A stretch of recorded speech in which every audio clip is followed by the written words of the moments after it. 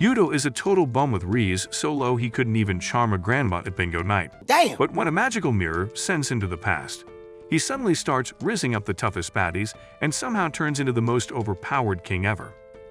It starts with a busty girl Felicia skinny dipping in a lake under the bright moonlight. Just by the lakeside, Yudo is using his phone to learn about a war strategy called the phalanx formation that was highly effective in ancient Greece.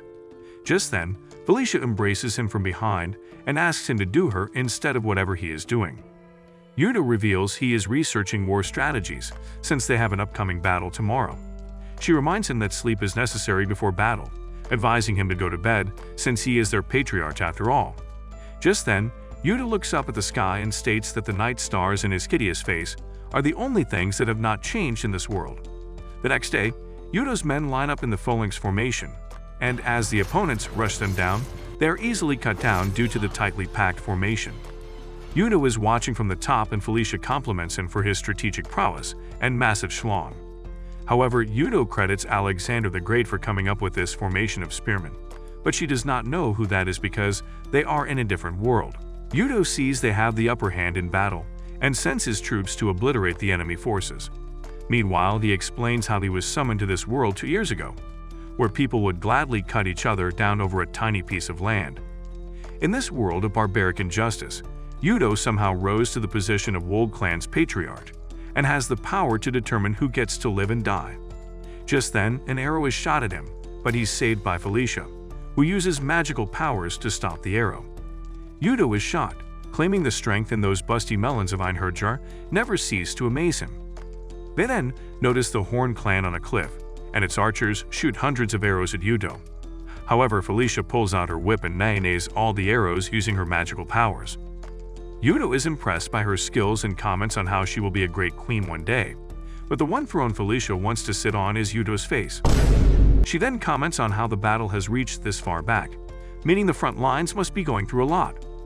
Yudo worries about one of his comrades, Rune, who's fighting on the front lines, but Felicia tells him not to worry as she's the strongest wolf manic armor. Just then, they hear the news that Rune has defeated the enemy commander and the victory is theirs.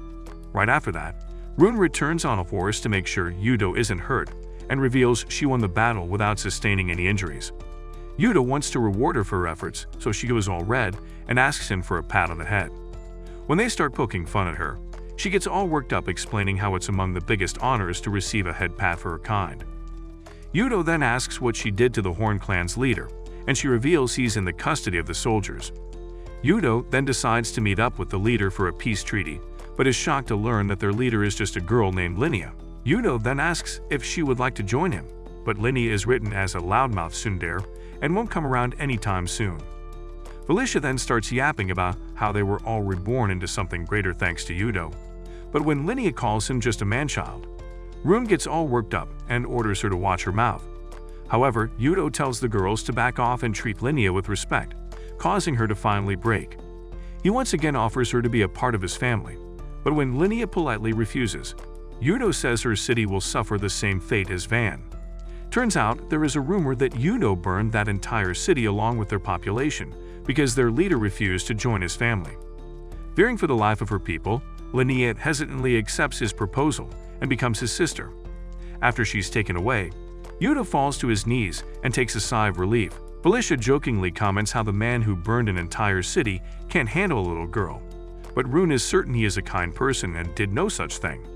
Felicia then invites him to explore uncharted territory, telling the man not to go so hard on himself. With his stress relieved, Yudo decides to head back to their own city. Upon returning, he receives a warm welcome from his people, and Felicia suggests responding to them, which he does by pulling out his sword. Later, two elders congratulate him on his victory, asserting how they prayed to their goddess for his victory. Yudo doesn't want to deal with this bullshit and decides to leave, but they sternly remind him that they are the brothers of the last patriarch and demand respect. Seeing him in a hurry, Felicia steps in to listen to their yapping, while Yudo goes ahead into the palace. Once inside, he calls a girl Mitsuki from his original world, letting her know that he is safe. She then asks him to keep finding a way back to her, claiming she will wait for him for as long as it takes. At night, as he lies down, he suspects that the place he is in might not be from another world, but rather a place somewhere on Earth.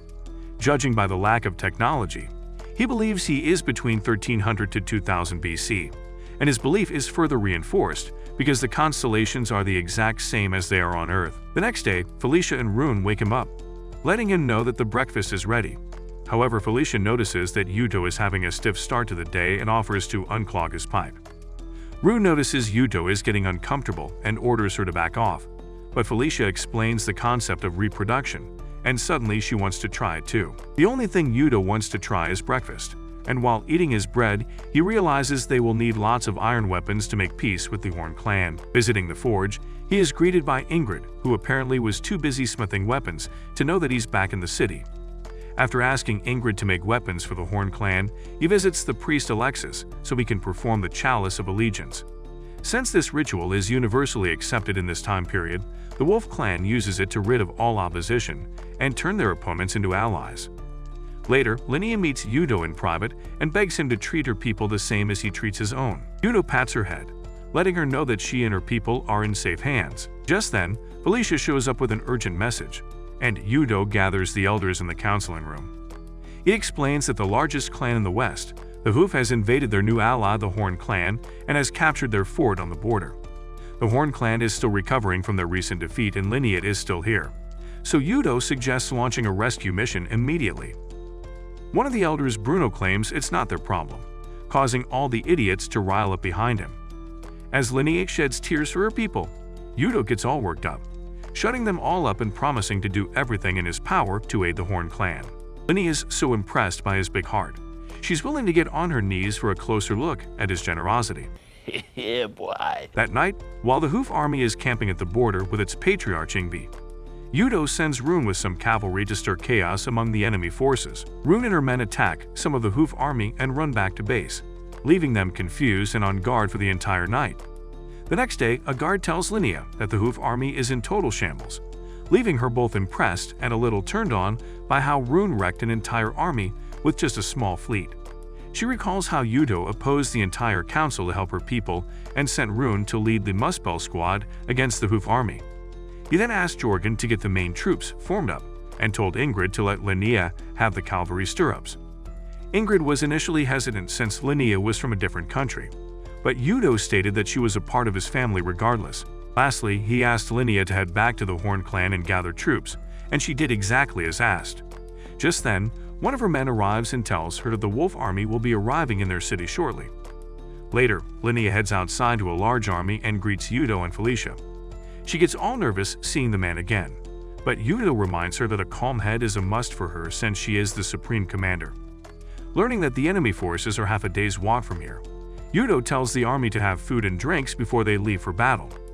He then recites a quote from Sun Tzu, which suggests feeding your soldiers well while the enemy forces are wasting their energy marching.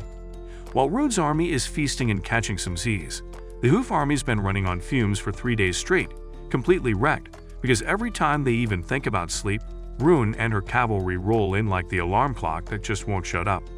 Just then, a messenger arrives and tells Ingvi that the opponents are attacking again, but this time with their whole army. As they assemble their army for defense, Rune and her cavalry hide in the forest, watching them get asses moving. Soon after, the two armies collide, and the Hoof clan takes some serious blows due to their army getting no rest in the last 3 days. Yuto sends his men to charge, but Ingvi notices that their formation is weaker from the sides, so he sends his flank units to exploit their weakness. However, Linnea is watching their army divide into two and realizes this is exactly what Yuto predicted. Yuto had told her that their formation was weaker on the sides, so if the Hoof army attacked the weak spot, she should hold her position and wait for his signal. As Ingvi marches his chariot to the left flank, Linnea holds her men together, but they are falling faster than dominoes. Felicia lets Yuto know about the situation and comments on how Ingvi was able to spot the weakness despite all that chaos. Yuto already knew the chariots were the Hoof army's strongest weapons, which they would use every chance they got, which is why he lured them into a trap. He then orders Rune to take her cavalry and attack the chariot. Rune marches in and faces Ingvi head-on, and after clashing their weapons, she manages to come out on top by leaving a deep cut on Ingvi's shoulder. The man stares at her weapon in disbelief, so Rune tells him it's a katana that slices through the skin like a hot knife through butter. Despite losing, he is proud to have died at the hands of a strong warrior, hoping to meet her again in Valhalla. She then pays her respects and proudly declares victory in this war. Later, Felicia and Rune join Yuto in the bathtub because they are in enemy territory, worried about potential assassination threats. Just then, Linnea walks into the tub, asking for some math lessons that involve dividing her legs and subtracting her clothes. Felicia tells her to get in line, explaining she will have to wash Yuto's back in order to get started. Yuto, on the other hand, acts as if he's not enjoying this at all. Later, he asks Linnea why she wants to marry him all of a sudden. She believes it would strengthen the bonds between their clans and also let him hit that kitty all night long. Yuto asks what they will do about the Horn clan, and Linnea reveals she wants him to rule it with her. Ruling two clans at once is something that isn't welcomed around these parts, but Linnea believes Yuto is capable of doing it. Velika calls bullshit, asking to reveal the real reason behind this proposal. Linnea reveals that the patriarch in her clan is chosen not by capabilities but rather by lineage. Yuto is against the idea of hereditary, but Yuto reveals she was chosen as a patriarch due to hereditary as well, much to their shock. Linnea reveals his father had her after many years of trying, which is why he loved her more than anything in the world. He got blinded by that love and made her his heir. Many people were upset about this decision, and Linnea herself never thought of herself as a capable leader. Despite that, she wants to see her people prosper, and she believes Yuto can do a much better job than her. This is why she wants to marry him, but Velika notices that Yuto is getting nervous and speaks on his behalf. She says Yuto needs to consult his own people before saying yes, so Linnea is now eagerly waiting for a reply. Later, as Felicia dresses him up for the victory ritual, Yuto comments on how different this place looks from their own city. Felicia gets all sad, mentioning how he can rule over this land too if he marries Linnea. When he asks why she wants him to marry Linnea, Felicia reveals she knows about his plan to return back to his home. So by letting him fight for two nations, she was hoping Yuto would stay a little longer. Yuto apologizes, recalling how she's been by his side for 2 years, and it's not fair for him to talk about going home in front of her. He expresses how much he cares about her, but that further signals Felicia that he wants to go home. Thus, she promises to make sure Linnea gets off his ass ASAP. Unbeknownst to them, an uninvited guest is on his way to meet them. Back in the palace, two sisters Chris and Al are spying on Yuto when Chris suddenly sneezes, revealing she has a cold. She then pulls Al down into the default position so she can transfer her cold to her. Al protests, claiming she doesn't want her germs, but she manipulates her into whatever the hell this is. Later, after Yuto performs the victory ritual, everyone is treated to a fine meal. When Yuto gets seated to have food, Linnea is there to cheer him on, making him feel awkward after their last conversation. She fails to read the room and tries feeding him with her own hands, but Horn Clan elder Rasmus shows up and comments on how they look like a newlywed couple. As things get even more awkward, Felicia shows up and whispers in Yuto's ear, telling him to put his arm around her. After Yuto compels, Linnea gets hit with a wave of jealousy, but Felicia's so freaky she wouldn't even mind a little two-on-one action. Just then, their attention is drawn toward the visitor, who looks like a Pokemon trainer, and the girls recognize him as Steinpor, the patriarch of the Lightning Clan. Rasmus sternly orders the guy to skedaddle out of there, but Steinpor reveals he is here just to congratulate Yuto. Turns out, Steinpor executed their last patriarch, so everyone is on guard now. Rasmus gets so worked up that he pulls his sword to avenge their last leader, but the priest accompanying him politely asks them not to harm Steinpor since he is a guest. As soon as Rasmus drops his guard, Steinpor quickly teleports next to him and shatters his sword with a single flick, shocking everyone in the audience. Linnea explains that Steinpor has multiple runes. One of them has destructive powers, and the other gives him super strength in his arms and legs. Yuto is shocked as he has never heard of anyone with 2 runes, and Linnea tells them he is among the 3 people in his entire nation with such qualities. Steinpor then walks towards Yuto, but Rune stands guard, ready to chop him down if he even so looks at her master weirdly. However, when he insults and mocks both Rune and Linnea for being weak, Yuto gets angry and addresses him head-on. Seeing the look on his face, Steinpor says he actually likes Yuto's guts and simply walks out, promising to see him soon. Outside, the priest asks Steinpor what he thinks of Yuto, and Steinpor reveals he finds him quite interesting, which will make their eventual fight interesting. That night, Yuto gets scolded by Mitsuki for not calling her for 3 weeks. She then starts crying, expressing how worried she is about his safety. Yuto comforts her, saying he is safe and there won't be any wars anytime soon. The next day, Yuto takes a tour of the market, and Felicia reveals their economy is thriving thanks to the inventions Yuko brought from his own world. Just then, they notice a man selling a woman and her daughter, so Yuko buys them and sends them to his chambers so they are taken care of. Unbeknownst to him, Chris and Al are watching and find his compassion for the poor quite interesting. Later, as he is drowned in paperwork, Felicia shows up to help but starts recalling their earlier conversation. Just then, Rune shows up, telling him that Claw Clans and boys have requested an audience. Just then, Chris and Al show up to the room by themselves, revealing they could not wait to see the face of their future husband. Chris then manipulates Al into admitting it was all her fault and makes her apologize to Yuto. So now he's stuck with the human potato and the evil mastermind. Yuto asks them to walk the way they came in, revealing he already has enough clowns in the circus. However, Chris reveals she's well aware of Linnea's proposal and the truth about the massacre of Van, threatening to use it against Yuto. Seeing how much info these baddies are packing, Yuto offers them a chance to become his daughters. Al then reveals she had no intention of letting him smash, she only came here to test him. Rue gets frustrated and tells them to leave immediately, but Yuko tells her to hold her horses and asks the sisters what they are planning. Chris and Al, after a classic display of fatherless behavior and after observing him for a while, have decided to become his daughters. However, Yuto is not handing out free candies, revealing they will have to prove themselves to become a part of his family.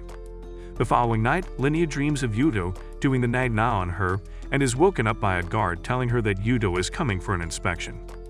The next day, Yuto travels with his squad of misfits, and Chris demonstrates her ability to cancel out headwind, allowing them to ride much faster.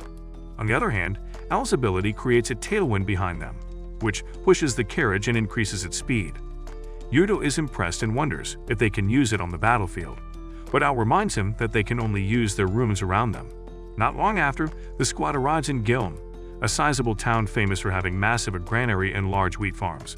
Speaking of food, Al's tummy starts growling, so Chris pulls out a piece of bread, not to quench her hunger but rather eat it in front of her. Al starts crying, so Yuto promises to get her something to eat once they enter town. Later, Yuto meets up with Rasmus and shares his plans of growing new crops here. Rasmus reminds him that the city has been ruled by the Horn clan for many years, so if they were to just come in and demand a change, people might get upset.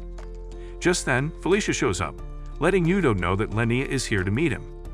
Linnea is all excited to meet him, casually revealing that since this town falls under the Horn clan's territory, she came to give him a personal tour of her private property, and no, she's not talking about real estate. Felicia then tells her that the Claw clan has also sent two of the most idiotic women in their entire nation to bind ties with Yuto. Linnea reminds him that the Horn clan is much stronger than the Claw clan, so it should be an obvious choice for Yuto. However, Al taunts her, saying she's basically pimping out her power just to lure him into her love trap. Changing topics, Yuto asks her why she's worried about the people here, and Linnea tells some people might not accept the idea of handing out the clan to Yuto. Yuto understands that the people are still attached to their previous leader, because his new farming methods aren't welcome either. He is planning on implementing the Norfolk crop rotation, which is a way of planting different crops in a set order. This will surely increase the production of crops, so Linnea asks him to spill the details. Soon after, she introduces the concept to her people and even hands out their planting schedule to Yuto, who is impressed at how quickly she made it happen. Her people are worried about a bad harvest, but Yuto promises to take care of them if that happens and orders her to start the process ASAP. That night, while Yuto is still going over their plans, Linnea shows up in his room wearing nothing but a towel. She then drops the towel and practically begs the man to unclog her pipes, but Yuto stays loyal to Mitsuki and turns her away. Linnea's self-esteem drops faster than Bitcoin, making her think she's not pretty enough to score this Ohio Rizzler. But she starts yapping about how Yuto is always surrounded by busty wannabe goth girls. Yuto clears the air by letting her know that she is a 7 at least. However, that is not the reason she turned her down. He finally reveals that he is in love with someone, which is why he can't marry anyone. Linnea suggests he marries her to keep her a side chick, but he explains how things don't work that way in the world he came from. Linnea, of course, had no idea he came from a different world, so Yuto starts explaining his backstory, unaware that Felicia is eavesdropping on them. He explains how he basically came from a world that's thousands of years in the future, which is why he knows advanced battle formations and new harvesting techniques. Despite being initially surprised, Linnea believes his story because Yuto indeed has brought them a lot of future technology. He then explains how the girl he loves is waiting for him back in his own world, and Linnea reveals how jealous she feels that he is in love with someone else.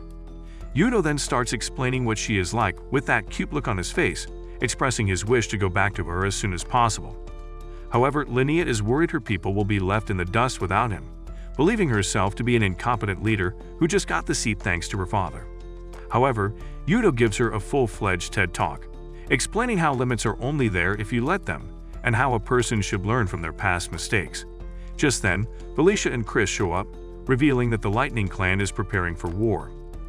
As they sit to discuss the matter, Yuto cannot figure out why Steinfor is taking such drastic measures to get his attention. Chris suggests she goes into their HQ to extract info, but Yuto deems it too dangerous even for her. However, Chris wakes Al up and asks her to capture Rusmus as a demonstration of their powers.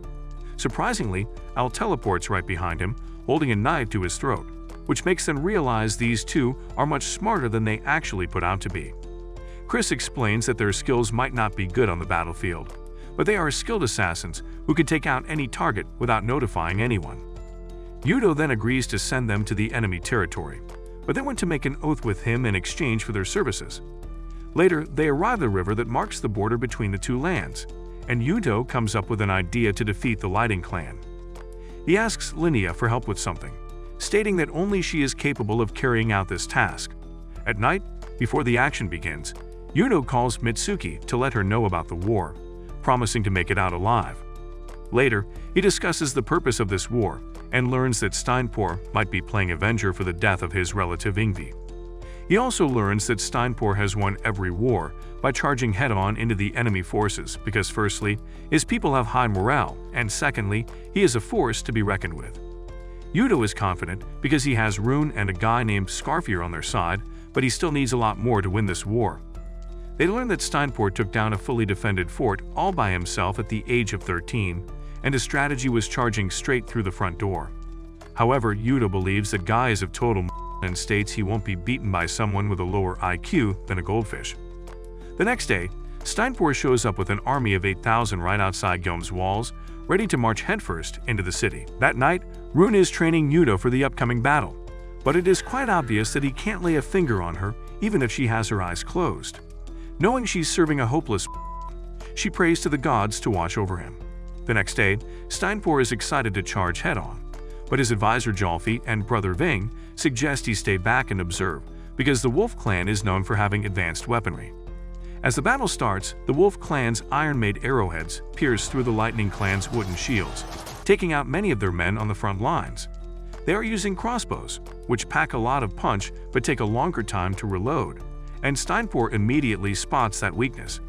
He orders his men to keep charging, so Yuto orders the crossbows to fall back, sending phalanxes to the front lines instead. Steinfor's men get their butts kicked by walking right into the phalanx formation. After thorough observation, Steinfor realizes that the only thing different is this formation and the use of bows, making him confident about the head-on attack. He then asks Ving and Jolfi to take the left and right flanks respectively, while he tears right through the middle. Yuto, on the other hand, feels a little worried because this war is going a little too easy for him. Despite knowing that Steinfor is a complete Yuto can't help but smell something fishy, because one cannot reach the Patriarch's rank by simply being strong. He sends Rune and her Muspel squad to attack their flank. He calls it the hammer and anvil strategy, in which they first pin down the enemy using the phalanx and then hit them from the side using horses. To counter Rune and her men, Steinfor sends a squad of chariots led by Jolfi. Rune is aware that Jolf is the one responsible for making war strategies for the Lightning Clan, so taking him out would deal a big blow to Steinfor. Rune quickly overpowers the old man, but before she can land the finishing touch, Steinfor himself shows up to defend him. As she clashes her sword with Steinfor's hammer, it is quite evident that she cannot win this battle by sheer strength. She quickly orders her men to retreat, and Yuto is now pissing in his pants because this is the first time someone has countered this strategy of his. Yuto actually expected this to happen, so he told Rune earlier to get out of there in such a case. After that, Steinfor charges down in the middle, but Yuto dubs him as a brave fool who relies on strength alone. He orders his men to form the phalanx and stop Steinpor right in his tracks. But the man has the bright idea to simply jump over the spears. Landing inside the weak spot, he swings his hammer around and takes out dozens of men, which is something not even Yudo expected. Skarfir suggests they fall back for now, expressing his wish to become Yudo's rear guard. Yudo wants to finish things off here, but he knows he can't win, so he wishes Skarfir good luck in battle and retreats. On the other hand, the Wolf Clan warriors are getting their butts handed to them until Skarfir arrives on the front lines and easily parries Steinpor's hammer. He even manages to scar Steinpor's face, who is quite impressed since it's the first time anyone's had the nerve to do more than the bed in front of him. Steinpor comments how Skarfir is even stronger than Rune, but Sakfir is confident she will surpass him in a couple of years. Steinpor tells the man to battle him here and now, but Skarfir apologizes, revealing he has no intention of fighting him here. He then lures Steinpor's men to loot the meteoric armor and weapons in front of them, giving the Wolf Clan enough time to escape. Steinpor urges his men to leave the weapons and follow them, but Jalfi shows up and tells him to get some rest while Ving handles the pursuit. Steinpor insists on fighting, but his tummy starts growling, so he stays back to get some food and rest. Later, he learns that Ving died in a battle with Skarfir, leaving him in utter shock. He starts blaming Jalfi for Ving's death, since he was the one who suggested it. Despite getting thrown around, Ving is still loyal to Steinpor, because he understands what it means to lose one's brother by blood. Motivated by the will to avenge his brother, Steinpor gets back up and charges head-on with everything he has got. Spotting the Wolf Clan crossing the river, Steinpor gets ahead of his squad only to be intercepted by Skarfir. Steinpor throws strikes at him, but Skarfir parries them all with finesse, making him realize that is actually Skarfir's skill. When the Wolf Clan crosses the river, Skarfir immediately runs back, explaining how he was merely buying time for his people. Steinpor then asks his men to follow him into the river, and Yudo takes a sigh of relief because that is exactly what he wants. His plan was to fight for a bit, pretend to lose, and bait the opponent into a trap. As Steinpor crosses the river, he is bombarded with hundreds of arrows but manages to hurl them away with Thor's hammer he got off eBay. Steinpor may have crossed the river, but now he will have to face Skarfir, Rune, Felicia, and 4 of Horn Clan's best fighters. Steinpor is locked in a 7 versus 1 battle, and no matter how strong he is, he cannot defeat them by normal means. Realizing he's walked into a trap, Steinpor goes all in, activating his skill and disarming Rune with a single strike. The whole scale of the battle shifts, and Steinpor now becomes the hunter. However, he once again makes himself look like an idiot, because all Skarfir wanted was to delay time. As soon as the 7 of them skedaddle on a chariot, a large wave of water is hurled across the river, drowning Steinpor and his men. Turns out, Yudo had asked Linnea to hold the dam and then let all the water run out at once upon his signal, which is exactly what she did. She is so impressed by his strategy that she calls him the god of war, but Yudo takes no credit, saying he's a cheater who reads this stuff of Wikipedia. Instead, he credits Linnea, who quickly rallied her men and built a dam, reminding her how great of a leader she is. Yudo then shares his 2 cents on Steinpor, explaining how that reminds him of how stupid he used to be. Unbeknownst to them, Steinpor has survived the water wave and is lying down the riverside with a whole lot of injuries. That night, Yuko calls Mitsuki, letting her know that he's won the battle and will soon find a way to return home. The next day, Yudo is in Ingrid's forge practicing making glass cups by blowing into a metal pipe. When he fails to get the shape right, he asks her to try it, but Ingrid gets all flustered because it's like drinking from the same straw. When she actually blows the pipe, Yudo gently embraces her from behind to show his support. Seeing how she's a much better blower than him, he asks Ingrid to mass-produce these cups. Ingrid is so delighted with the compliments that she wishes she was blowing his pipe instead. Later, Jorgen invites the girls, including the girl named Effie, the one Yudo saved from slavery, into the council room, revealing he has an urgent matter to discuss. He explains how Yudo has used his advanced knowledge to lead the Wolf Clan to prosperity. But the man never takes a break from work. This is why he wants to arrange a vacation for Yudo in the foothills of Mount Surtsi, so he can relax his mind and body. Jorgen suggests the girls can tag along and use this as an opportunity to get closer to him, so now they are hungry for Yudo's premium juice. Meanwhile, Yudo calls Mitsuki and the two catch up on things. The next day, Felicia and the girls ask Yudo to go on a trip with them, but the man refuses, saying he can't leave with all that work. However, when the girls insist, Yudo agrees, probably because he's scared to find out what will happen if he says no. After they leave to arrange things, Yudo asks Jorgen to take care of things while he's gone, and Jorgen happily agrees, stating how Yudo's mental and physical health is the most important thing for their clan's prosperity. Realizing how important he is here, Yudo wonders what would happen if he were to return to his own time. That evening, the squad leaves the city and arrives at a mountain resort where Yudo enters a hot spring hoping for some peace and quiet. However, the IQ evacuation squad shows up, jumping into the spring without his permission. He asks Al to leave as he'd like to bathe alone, but Chris reminds him they are his bodyguards, glued to him for the entire time. Not only them, but the whole squad has shown up in towels to get wet with him. Yudo tries to leave the spring, but the girls surround him, stating they have to wash his body before he can go. Later, they all sit on their knees, revealing they drew lots to decide who gets to what to his body. It gets so overwhelming for Yudo that he ends up nosebleeding and passing out, so they all line up to apologize for ruining his vacation. He sternly reminds them how he prefers taking baths alone, but the girls say they just want to show gratitude for all the things he's done for them. Yudo allows them to serve him for the rest of the trip, but they have to wear clothes and can't get too close to him. However, as soon as he lets his guard down, they propose a massage to relax his body and crawl up on him, all while Effie watches in horror. Returning from the trip, after they perform the chalice ritual for Al and Chris, Linnea tells Yudo that Steinpor managed to survive. However, he isn't worried because he has Rune by his side to protect him. Later, Rune visits Ingrid's forge to receive a new weapon since she lost her last one in the previous battle. Seeing how sad she looks, Ingrid gets worked up thinking Rune does not appreciate her work and vows never to make her a weapon again. However, Rune reveals she actually wanted Yudo to make a weapon for her. Just then, Yudo enters the forge with Felicia carrying a sword. Rune excitedly pulls the sword out, delighted to see that is the same sword she lost while fighting Steinpor. After that, they visit the market that's filled with customers lining up to buy the glass cups Yudo had them make. Felicia comments on how this will boost the economy even further, but Yudo is worried all that money will go to waste because the people here are too stupid to do any job. Just then, Effie arrives with a drink for Yudo, but accidentally trips and spills it on him. She immediately gets on her knees and starts begging for mercy, but Yudo pats her head, letting her know that everything is all right. He then offers her some sweets, but Effie is still hesitant because slaves are usually not treated this way. However, Yudo's kindness makes her tear up, reminding her of the time she used to have sweets with her family. When she reveals she used to live in a big house, Yudo realizes she might have belonged to a rich family before she became a slave. When Effie reads a sign in the market, he learns she can read as well, so he asks Felicia to give her compulsory education to all children so they can learn how to read at a young age.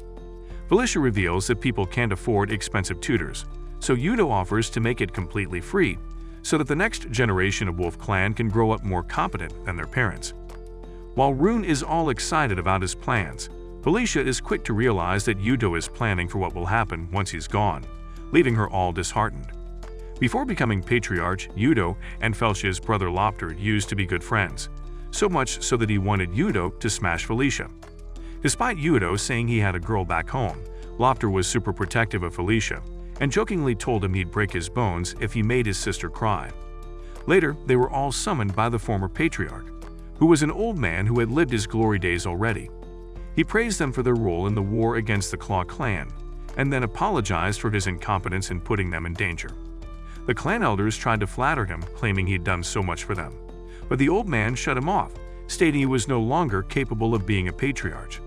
He wanted to appoint a young man who could lead their clan and surprisingly chose Yudo instead of Lopter. Despite Yudo's protests that he wanted to go home, he was now stuck with this massive job. He even suggested they appoint Lopter, but Lopter thought Yudo was just acting innocent in front of the elders when in fact he always had eyes for the throne. The man started yapping about how he did so much to empower their clan and protect its people so he could one day become the patriarch. He gets so frustrated that he pulls his sword out and attacks Yudo, but the old man steps in and takes the hit instead.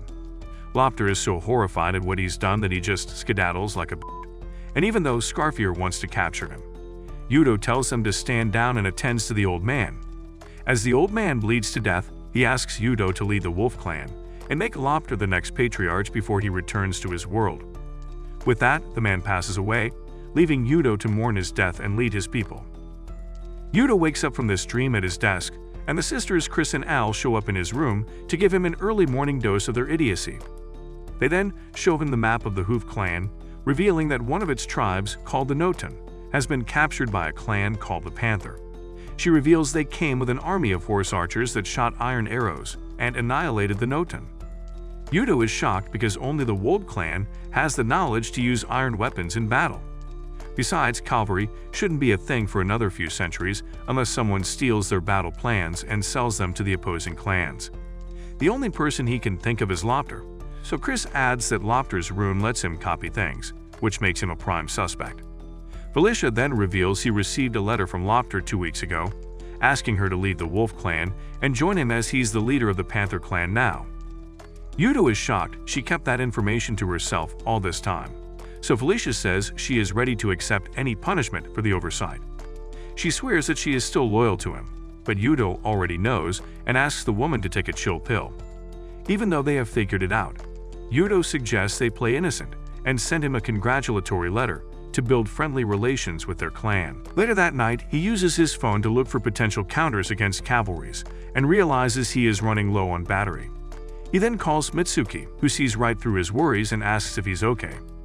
Yudo then fills her in on everything and believes he is ready to fight Lopter if it comes to it.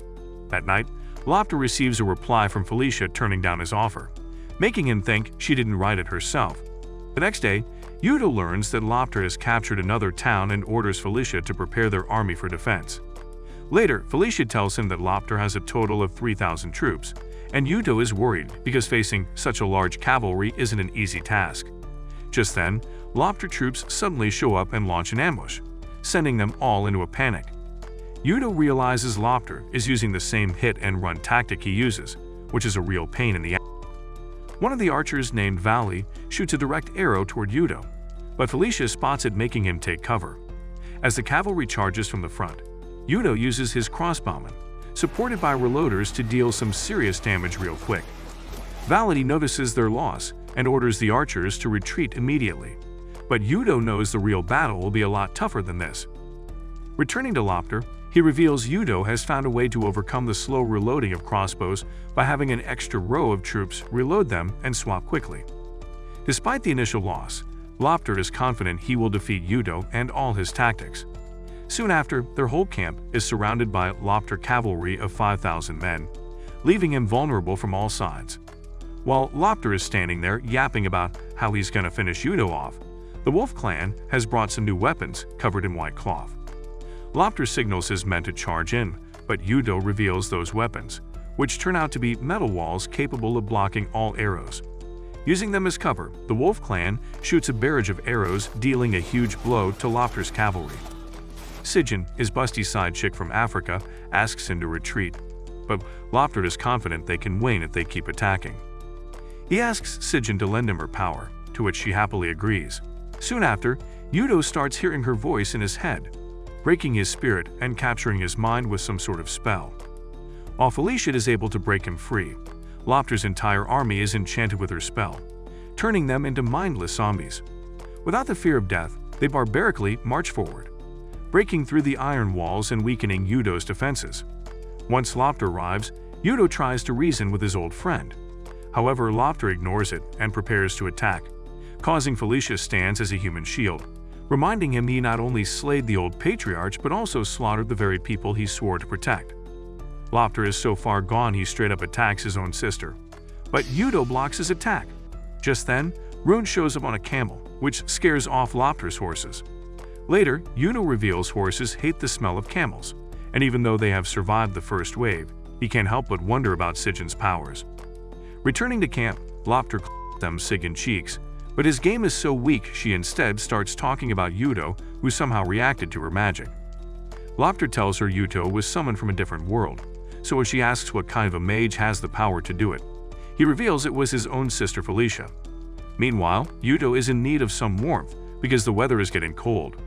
Just then, the plot gods send a strong wind that reveals Felicia's twin towers, but Yudo is so distracted by the cold, he doesn't even acknowledge the fan service. Felicia is initially upset, but then she recalls something came for Yudo in his office. Turns out the man helped create the world's first kotatsu and asks Felicia to join him. She feels the warmth and decides to work at the kotatsu, but the moment her lazy sits down, she falls asleep before even opening her diary. On the other hand, Yudo has built small schools for children. While other students are making friends and having parties, Effie is hesitant to talk, causing him to feel left out. Later, she arrives at the office with some drinks, and when Yudo offers her snacks, she acts like she'd be committing blasphemy if she ate them. However, Yudo insists she sits with them and asks if she's made new friends at the school. When Effie hesitates to reply, he realizes something is up and decides to play spy. Upon checking, he realizes that while Effie tries to talk to the girls, they keep ignoring her, which he thinks counts as bullying. Chris asks him not to interfere in this matter and let her handle things here. Later, both Chris and Al are enrolled in the same class as Effie, and the teacher introduces them as daughters of their patriarch Yudo. The two get seated next to Effie and start talking to her, causing a red-haired girl to feel jealous. Later, Chris tells Yudo that a redhead is acting as a class queen and has told everyone to ignore Effie. She blames Yudo for this situation, recalling how he came with Effie the first day and made everything think he was close to her. This made Effie stand out, which caused more good than harm. She explains how all the girls in the class wanted him to pay attention to them, so when he only gave that attention to Effie, they became jealous and cast her out. To fix this issue, Chris decides she will become the queen of the class and make Effie her servant, so everyone will have no choice but to notice her presence. The next day, as the class ends, all the girls gather around Chris to ask if she would like to hang out with them. She takes everyone to a pool, but Effie strangely stays behind. She notices how the redhead is now feeling left out, so she walks up to her and offers to become her friend. The redhead initially refuses, but she can't resist Effie's charms, so she becomes friends with her. Just like that, the issue is resolved, but Chris wants to continue attending school until Al is smart enough to at least write her own name. That night, he calls Mitsuki, who wishes him a Merry Christmas, but Christmas isn't celebrated in his time because Jesus isn't born yet. He still wonders what kinds of gifts one can give in this time period, so Mitsuki suggests he makes something by hand. The next day, Ingrid barges into his office all worked up and starts twisting his ears. Yudo doesn't even know why she's mad, so she reveals he promised they would blow glass today but never showed up. Yudo apologizes for mixing up the dates and immediately leaves, leaving Felicia confused. On the way, he comes across Rune, who insists she joins them as a bodyguard. However, he turns down the offer and leaves, making her think she did something to upset him. He then comes across the Dumb and Dumber Do, who insist they go to the smithy with him, but are turned down. Once in the smithy, he gives Ingrid blueprints of some pots, revealing he wants to make them for Felicia and Rune. Ingrid's fuming, thinking it's downright ridiculous that she's out here playing Santa's little helper, making presents so this dude can turn around and bag other. However, she soon realizes she is all alone with Yudo, so she can use this opportunity to make him see that she's just as the rest of them. She starts by demonstrating her blowing skills, but Yudo is too focused on making glass to notice what she's actually trying here. Meanwhile, Team Airhead is outside the smithy looking for ways to break in. Soon after, Yudo manages to create decoration pots for Felicia and Rune, but Ingrid is annoyed cause she did all the work. Yudo gets sad because he did not contribute much, but Ingrid comforts him by saying he came up with the design and the colors, meaning he really put his heart into it. She then gets flustered and tries to persuade him by showing more skin, but Yudo tells the woman to stop acting like a tomboy, pointing out the weird things she's been doing around him. All those things were Ingrid's way of making him see that she's a woman too, but it backfires so hard she has to punch the man in the face to cope. The next day, Ingrid starts to avoid him, but Yudo stops her and apologizes for calling her a tomboy. He also gives her a pendant he made just for her, revealing he intended to make her wear pretty dresses like an ordinary lady. When he comments that she looks pretty even with what she wears, Ingrid gets all happy and accepts the gift. Meanwhile, Loctor teams up with the Lightning Clan to wage another war on the Wolf Clan. The next day, Rune wakes up early and gets into gear. In the hallway, she comes across Felicia, carrying a fruit basket for Yudo. When one of the oranges bounces off her melon, Rune catches it midair and asks how she has bigger cups than her. Felicia jokingly asks if she is jealous, but Rune says she prefers them small because bigger ones get in the way when fighting. Felicia then starts wondering what would be the normal size in the world where Yudo came from. Meanwhile, Mitsuki's getting a hands-on upgrade from her friend Ruri, but asks her to stop before she starts enjoying it. Ruri holds her urges and compliments her cooking, assuming she's been practicing for her childhood friend Yudo. Hearing his name, Mitsuki gets all sad and Ruri starts teasing her by saying Yudo must be smashing chicks left and right in that world. When Mitsuki gets upset, she reminds him that she and Yudo aren't even dating, but Mitsuki hopes they will once he gets back.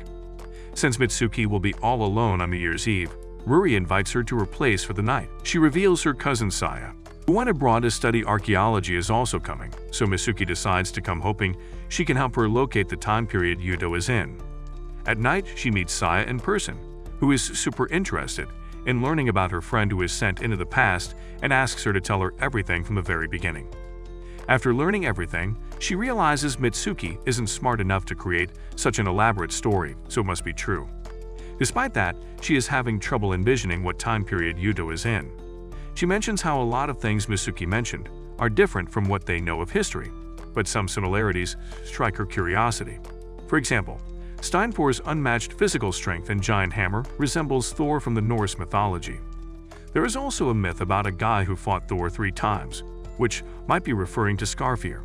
And the river that flooded Steinpor's army is depicted as a flood that washed away people during Ragnarok. Learning that Yudo's full name is Yudo Su, she figures from her knowledge of history that Yudo is a Japanese man with black hair and black eyes. In the Tales of Ragnarok, there is a giant called the Black One, who is responsible for leading Muspel over a rainbow bridge to an attack against Asgard. He is the flame that is said to have destroyed all 9 worlds, and his name is Surtur. She believes people somehow confused his name Yudosu and shortened it to Surtur, especially because Mitsuki's second name Shimoya is also similar to Sinmara, who was Surtur's wife. Assuming he is Norse methodology, Mitsuki starts panicking because she knows things don't end well for the characters that resemble Rune and Skarfir. She believes Yudo is going to die alongside them too, but Saya calms her down by reminding her that not everything is happening the same as it happened in the mythology, so there is a solid chance Yudo is safe. Before leaving, Saya tells her that all bonds and chains are released during Ragnarok, which might mean Yudo will come home. Despite the assurances, Mitsuki is still worried that something bad is going to happen. Meanwhile, Yudo is calling Mitsuki non-stop, frustrated because she isn't picking up her phone. When Skarfir shows up, the two decide to talk over drinks, unaware that Rune is listening to them in secrecy.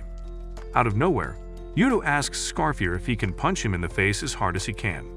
When he asks why, Yudo reveals it's his punishment for hesitating in his battle with Lopter, which caused the death of some soldiers. Skarfir, on the other hand, believes the damage would have been a lot bigger if Yudo wasn't there to lead them. After he comforts Yudo, the man asks him to keep training Rune, believing she is the only one capable of defeating Steinpor after him, of course. Hearing this, Rune decides to return to her room, but meets Felicia halfway, who shows him a cape they have created to thank Yudo for his services. They want Rune to pitch in and finish the design, so she happily agrees, claiming she wants to thank Yudo too. Meanwhile, Sigyn notices that Lopter is getting all worked up thinking about what Yudo did and decides to let him release that tension all over her face. Meanwhile, Mitsuki calls Yudo, who is worried because she was MIA all day. She reveals she went to a friend's house to learn about what time period he's in and tells him everything she knows. However, Yudo for some reason keeps asking if the person who told her all of this is a boy or a girl. This hurts Mitsuki, causing her to think Yudo does not understand her feelings. Before they can talk further, his phone's battery dies, leaving him confused about her reaction. Later, he strolls in the city all alone and comes across Al and Chris, who advise him not to go out alone in the night. Just then, they notice a commotion in the nearby bar and enter to see some guys arguing with a woman who acts like a total brat. She recognizes Yudo by voice, addressing him as the Black One. As she turns around to take a look, Yudo is shocked to see that the girl looks exactly like his childhood friend Mitsuki. Later, the squad returns to the castle, where Felicia is waiting for Yudo, expressing her wish to be his one and only guard. Just then, Yudo pulls out this cheap Mitsuki look-alike and introduces her as Princess Lifa of the Jarl clan, among the royal family. Lifa had been traveling in secret, but they thought it would be best to welcome her as a guest. After she leaves with Yudo, Chris calls out Rune, who had been secretly guarding Yudo from the shadows. She asks her about Lifa, and Chris reveals she is so powerful they won't be able to defeat her even if they caught her off guard. However, Rune is confident she is no threat to Yudo. The next day, Leafa starts arguing like a whiny with the guards, asking them into the forge, but they have orders to not let anyone through. Yudo has to show up himself to dissolve the situation, revealing entry to the forge is forbidden to those who don't belong to the Wolf clan. Just then, Ingrid opens the doors and rushes out, assuming Mitsuki has come to this world as well. Leafa appears to be a huge fan of Ingrid, revealing she has heard a lot of good things about her. Leafa then questions who this Mitsuki girl is and what they mean by coming to this world. Yudo tells her he is not from this world, revealing he looked into a holy mirror made of elven copper, which sent him to the place where Felicia was performing magic. Leafa believes there must be an elven mirror in this world as well, explaining how the Empire is the world's front running in research in elven copper and secret magics. She promises to tell them more about it, but first, a girl's gotta fill it to spill it. After munching on a hamburger, she asks Yudo what he wants to know, and the man says he just wants to go home. She notices that Felicia does not have enough divine power emanating from her, so it is nearly impossible for her to summon someone into this world. When she reveals even she can't do it with all her power, Yudo is a little skeptical because she doesn't look like a mage. However, Leafa uses a spell to restrain Yudo, revealing that she possesses dual runes. Velika mentions how only 2 people in the whole nation have dual runes. One is Steinpor, and the other is Divine Empress Sigdrifa. After introductions, Yudo asks if she could undo the spell, but turns out she is not skilled enough yet, so Yudo is stuck there until it expires. She believes Saijin would be able to undo the spell, and Yudo immediately recalls she's the chick who was fighting alongside Lopter in the last war. Yudo then calls Mitsuki to let her know that he's found her look-alike named Leafa, a name Mitsuki claimed to have heard before.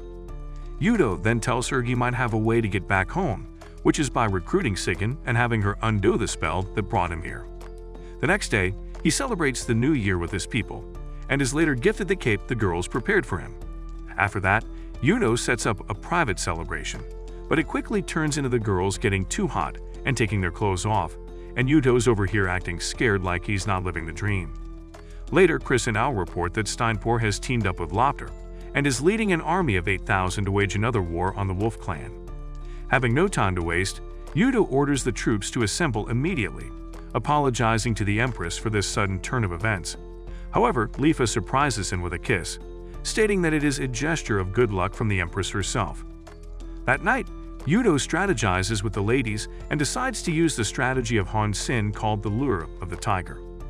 Rune is in charge of the right flank, Scarfier takes the left flank, and Yudo attacks from the center. The next day, the enemy forces use arrowhead formation with Steinpor in the lead, but he is on a horse and has a new weapon that Yudo has never seen before. As he gets closer to the iron wall, Yudo's forces shoot crossbows at him, but Steinpor pulls out his new weapon, a metallic umbrella, to deflect them all. The man then tears through the iron walls with sheer force, and Yudo is shocked to learn that their opponents are all using iron weapons, courtesy of Lopter. Meanwhile, Steinpor assumes something is off because this war appears too easy for him. Just then, Yudo pulls out his special formation, which not only attacks them from both flanks but also from the rear. Steinpor knows going back means certain death, so he marches forward to the clear path so his men can continue marching. However, Rune intercepts him midway, taking his horse out and leaving him on foot. Steinpor orders Jalfi and his men to keep going forward, revealing his intent to stay back and fight Rune all by himself. Meanwhile, Felicia asks Yudo to fall back, but the man is confident he can defeat Steinpor because he is desperate right now. However, all his hopes are shattered when Chris returns with terrible news. Turns out, Lopter is charging from the cliffs with an army of 10,000 men. As Steinpor and Rune clash weapons, Scarfier shows up just in time to even the odds. Even with their combined strength, Steinpor is just way too powerful for them, who not only knocks Rune down, but also pushes Scarfier off the cliff. Steinpor then starts swinging his hammer at Rune, overwhelming her in a matter of seconds. As Rune lies there defeated, Jalfi arrives and tells Steinpor that the Panther clan is about to clash with the Wolf clan. Steinpor decides to join the front lines, but Rune gets all pumped up and attacks him again. Meanwhile, the Wolf clan warriors are waiting for Yudo to give out his orders. However, Yudo is clearly not prepared for such a large-scale war, and Felicia suggests he retreat as not all battles can be won. Chris and Al share the sentiment, but Yudo believes they will be swarmed later if they back down now. If the war is taken to the Wolf Clan territory, there is no telling what the soldiers will do to the women and the children there, so Yudo has to end it here. He believes the Wolf Clan is his family, and he will never let anyone harm them, even if it means dying here today. Just then, Lopter, who is still frustrated over their past loss, orders his men to charge and finish the Wolf Clan once and for all. Seeing them come closer, Felicia asks if they should call Rune back, but Yudo believes splitting their army will be a bad choice to make. As Yudo comes up with a plan to counter this ambush, his men get run down by the cavalry one after the other. The soldiers start losing hope seeing the sheer size of the army, but Yudo appears on the front lines on a chariot, motivating his men to keep fighting. With their patriarch at the front, their morale goes up, and the soldiers regain their will to fight. Before coming here, he realized that Lightning Clan's morale was high, because their leader Steinpor always leads the attack, and even if he has no battle experience, he wanted to go up front to motivate his men. Now that he is here, Lopter tells his men to target Yudo, as capturing him will end the war immediately. However, Yudo is unfazed and asks his men to have faith in them. The soldiers recall how he alone brought prosperity to their clan, giving them food, shelter, and education. They all stand united, promising to protect the very man who made them capable of surviving for this long. Marching forward, the Wolf Clan starts chopping down on Lopter's men, forcing them back inch by inch. Felicia praises Yudo for his quick thinking and guts, but the man undermines himself, claiming he is not as good as Steinpor. However, Felicia insists that he alone is the savior of their clan, putting a smile on his face. Meanwhile, Rune is barely holding on against Steinpor, but is distracted by the battle on the front lines, allowing Steinpor to knock her down once again. Despite getting her butt kicked more times than she can count, Rune gets back on her feet, determined to not let Steinpor pass. The man yaps about how she is no match for him and how the only person who can entertain him is Yudo. But Rune reveals she has a trick up her sleeve, a new move that she's been practicing lately. As she prepares her stance, Steinpor charges head-on to test out her supposedly new skill. Even with this new attack, Rune is unable to land a hit and loses grip on her sword. Steinpor drops his guard and charges in recklessly. However, the sword lands right at Rune's feet, allowing her to quickly slash Steinpor's abdomen. Just then, they hear that the Muspel forces have arrived on the battlefield, and Yudo explains how he sent them ahead to cut off all the supply routes for the enemy. With their forces at full strength, Yudo prepares for a counterattack, but Steinpor still has a lot of juice left in him. Impressed by both Yudo and his wolf, Steinpor admits his defeat and decides to retreat with honor. Knowing that her fight is over, Rune immediately heads down the cliff and finds Skarfir lying unconscious. While she carries him back to camp, Lopter realizes he might lose this war too, and asks Sigyn to open up a path straight to Yudo. Soon after, Felicia spots Lopter marching alone through the entire army, enchanted by Sigyn's magic. Yudo asks the man to leave as the battle is already over, but Lopter is hell-bent on finishing things off here and now. Felicia stops his attack, but he pushes her aside and yaps about how Yudo never fights his own battles. Felicia begs him not to fall for his words and escape, but Yudo refuses to run and pulls his sword out. As Sigyn's magic spell begins to wear off, Yudo clashes swords with Lopter for the first time.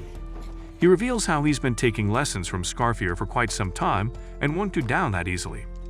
As the two march at each other, Lopter manages to disarm Yudo, but Yudo tackles him down, causing him to go unconscious. Just then, they hear Sigyn's spell song and Yudo's body starts disappearing. Realizing he might be going back to his own world, he leaves his cell phone with Felicia so they can keep in contact. After he's vanished, Felicia falls into despair and does not even care when she sees Lopter being carried away by his men. Meanwhile, Mitsuki notices a green glow from her apartment and rushes in to check that he has in fact returned to his world. The two finally meet after all this time, and Mitsuki embraces him with tears of happiness. After their emotional reunion, Mitsuki asks why he didn't call before coming back. She recalls the last time they talked he mentioned something about a war, so he sternly asks her to give him her phone. When he dials his own phone that he left in the past, he realizes the number does not exist anymore, meaning he has no way to contact Felicia and the others. However, he is relieved because he managed to win the war before returning. Mitsuki then gently holds his face, commenting how he looks more grown-up and much less hideous since the last time she saw him. She expresses how happy she is to see and touch him after all this time, and Yudo shares the sentiment. Meanwhile, Lopter learns Sijin shoved Yudo back into his world, and he's livid because he was hoping to send that sorry excuse for a patriarch to the heavens. Sijin apologizes, stating she does not want to interfere in the matters of a patriarch, but she is also his wife and wants to protect him. Lopter forgives her and prepares to take revenge on the Wolf Clan. On the other hand, Steinfor is furious to learn that Yudo has disappeared, but Joffrey reminds him that it is a positive thing because the Wolf Clan has lost its formidable patriarch. The war is still going on, and Steinfor decides to be a part of it, but without Yudo, he is not much enthusiastic about it. Meanwhile, Felicia tells Rune about the whole Yudo situation, and they realize it would lower the morale of the soldiers if they find out. Felicia explains how the magic binding Yudo to this world was released by Sijin, causing him to vanish in an instant. Rune asks if she can summon him back, but Felicia reveals they don't have the mirror. She further adds how Yudo wanted to go back, but before she can finish, Owl shows up with bad news. She reveals the Panther Clan and the Lightning Clan are on the march, leaving them in shock. Meanwhile, Yudo and Mitsuki are in the mall buying new clothes for the guy since he's outgrown his old ones. Mitsuki spots a red shirt that she thinks will look good on him, but the price is too high, so Yudo suggests going for something cheaper. She argues that a patriarch shouldn't worry about prices, but Yudo reminds him that he's just an ordinary teenager here. After picking out some clothes on sale, the two decide to rest on a bench and have coffee. Afterward, Yudo takes a walk in the market, which reminds him of the world he's left behind. Ignoring these thoughts, he asks Mitsuki if she would buy clothes for herself, but she reveals she is broke as hell. Yudo offers to buy her anything she wants, and even though she appreciates the gesture, she understands that Yudo is just as broke as her. However, Yudo reveals he's caused her a lot of worry in the past 2 years, so he just wants to pay her back with a gift. With that, she finally agrees to buy something, but when she can't figure out what to get, she asks Yudo to pick a gift for her. Yudo has no idea what to get her, but she says she will treasure anything as long as it comes from him. The two then walk hand in hand, looking for a gift. Meanwhile, Rune has still not recovered from her fight with Steinfor, but has no time to rest since their clan is in danger. They don't have their patriarch anymore, and if she's missing from the front lines too, the soldiers will definitely lose their morale. Before leaving, she tells Felicia to remember her in good words and tell everyone she fought bravely till the very end. Meanwhile, Chris fills Lifa in on everything that has happened, telling her that it was all done by Sijin, one of the 3 strongest users in all of Yggdrasil. The only person who is strong enough to undo her magic and summon Yudo back is Lifa, who was willing to do it. However, she reveals Yudo will have to decide for himself whether he wants to return or not. On the other hand, Linnea is told that Yudo might have died in the last battle, but she starts panicking and refuses to believe it. Rasmus calms her down, telling her it's the perfect opportunity to take over the Wolf Clan. However, she scolds her for playing wolf with someone who was so kind to them and refuses to believe that Yudo would die so easily. Meanwhile, Yudo is out here on a picnic with Mitsuki, having the time of his life. When Mitsuki pulls out a bunch of food she prepared herself, Yudo recalls how she made him eat a mud pie last time and questions if this is safe or not. Mitsuki gets upset and refuses to share the food with him, stating that the only way he will taste this food is if he lets her feed him. Later, the two head to the park, and Yudo is delighted to see how normal things look now that he's back in his own time. Mitsuki praises him for helping the Wolf Clan, but says he does not need to worry about them anymore. However, even though Yudo is back, he can't help but worry about the people he left back home. Just then, Mitsuki gets a call on her phone from Yudo's number and picks up, only to hear Ingrid's voice. She hands over the phone to Felicia, who is relieved to hear his voice. She then goes all sad, revealing they failed to protect Fort Kashina and were defeated in battle. Rune had her arm broken in battle, but she takes the phone and brushes it off as a minor injury. She apologizes for getting defeated, but Yudo takes the blame on himself since he suddenly disappeared. He then asks them if they can summon him back by any chance, and Felicia reveals only Lifa has the power to do it. However, Felicia tells him that she will respect his decision if he chooses to stay in his own time.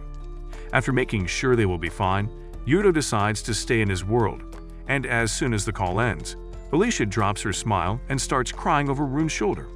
That night, Mitsuki calls Yudo to the park and tells him she knows he wants to go back. Yudo admits he does, but at the same time, he does not want to worry her. This is why she suggests she goes to Yggdrasil with him, so he can have the best of both worlds. Even when Yudo refuses, telling her she might never return, she keeps insisting, stating how she's tired of waiting and wants to go with him. Yuta reminds her she has family and friends here whom she will never see again, and even though that makes her sad, she reveals will be miserable without Yuto. She says she is in love with him, but Yuto asks her to think it through as it will change her life drastically. Mitsuki says she's thought long and hard about this, and no matter how much she tries, she cannot imagine a future without him. Their yapping continues for a little bit, until Yuto reveals he loves her too and wants her to be his wife. He says he can't ask his girlfriend to leave her whole world for him, but if she was his wife, he would not have any problems with it. Mitsuki gets all shy but eventually agrees, and the two share a kiss under the bright moonlight. The next day, Yuto returns to the world and receives a warm welcome from his people. With everything he needs in one place, Yuto is ready to lead the Wolf Clan to prosperity. That's it for this video. Drop a like if you enjoyed it and subscribe to the channel for similar content. Thanks for watching. We'll see you in the next one.